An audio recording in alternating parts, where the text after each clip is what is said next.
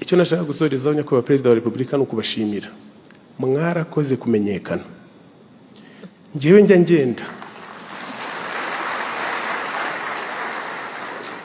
ngenda nagize amahirwe yo gukorana indirimbo n'umuhanzi witwa Shaggy. Icyo gihe numvaga nshaka gutwara idarapo ariko sinarinzi aho barikura.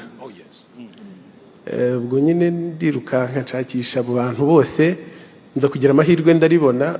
Buriya ku irembo waribona, nta nubwo byari ibintu bigoye, sinagombaga no kuva mu rugo. Ndaribona ndagenda, ariko winjiraga nko mu kiganiro bakakubaza ngo uvahe, nkavuga nti ngiye mba nitwa Bruce Melody nturuka mu Rwanda.